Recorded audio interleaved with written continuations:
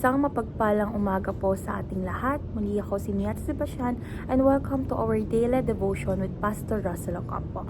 And today our devotion talks about God hates sins and He demands justice. And our scripture is all about Isaiah chapter 53 verse 4 to 6. NI version. This passage describes the suffering servant who bore our sins and was punished in our place. He was pierced and crushed for our iniquities, and through His wounds we are healed. The passage emphasized the substitutionary sacrifice of Jesus Christ. So, ASND version naman, ipinapahayag ng mga talata na dinala ni Kristo ang ating mga kasalanan at pinarusahan para sa atin. Siya ay nasugatan at nadurog dahil sa ating mga kasamaan at sa pamamagitan ng kanyang mga sugat, tayo ay gumaling. So, tungkol saan nga ba itong verse na ito? So, yung verse na ito is nagmula sa Isaiah chapter 53 verse 4 to 6. So, itong verse na ito is tumutukoy siya sa pagdurusa ng lingkod ng Diyos na si Kristo na dinala ang ating mga kasalanan at pinarusahan para sa atin. So, pinapakita rito ang kahalagahan ng sakripisyo ni Jesus na nadurog para sa ating mga kasamaan at upang tayo ay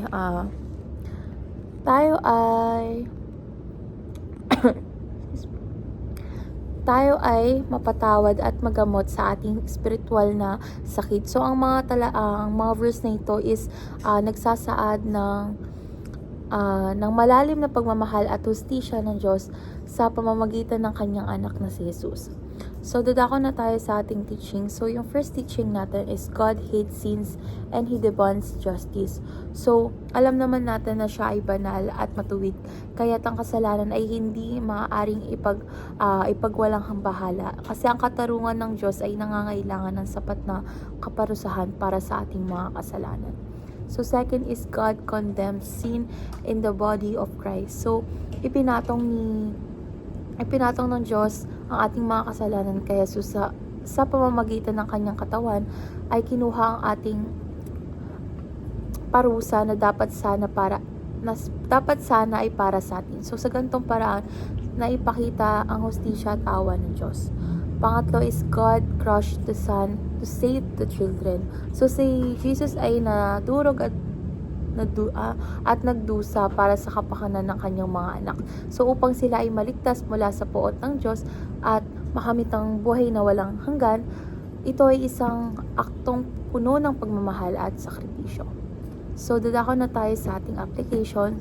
So, our first application is believe that Jesus bore our sin and was punished on our behalf.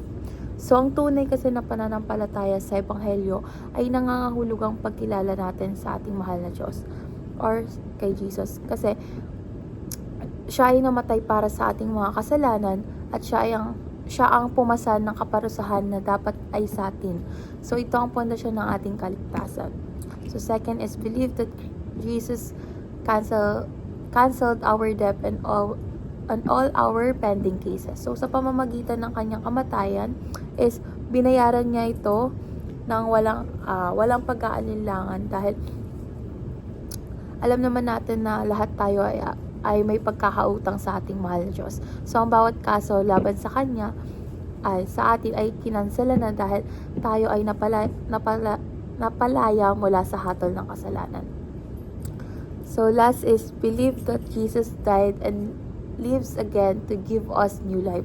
So, yung muling pagkabuhay na muli ni Jesus ay nagbibigay sa atin ng bagong buhay at isang buhay na naaayon sa kalooban ng Diyos at may pag-asa na walang hanggang buhay. So, ang buhay na ito ay puno ng bagong simula at layunin.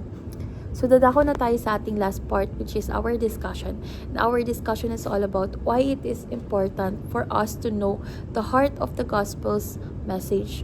So, para sa akin, ang pagkaunawa ko sa puso ng Ebanghelyo, ang sakripisyo ni Jesus para sa ating mga kasalanan ay nagdudulot ng malalim na pasasalamat at pagbabagong buhay. So sa pag-alam na tayo ay minahal ng labis upang iligtas mula sa tiyak na kamatayan, tayo ay nagkakaroon ng masidhing pagnanais na mamuhay ng naaayon sa kalooban ng Diyos. So ang kaalaman na ito ang nagtutulak sa atin na tumugon sa pagmamahal ng Diyos sa pamamagitan ng ating pananampalataya at pagsunod sa Kanya. At ito rin ang nagbibigay sa atin ng kapayapaan at katiyakan sa ating kaligtasan.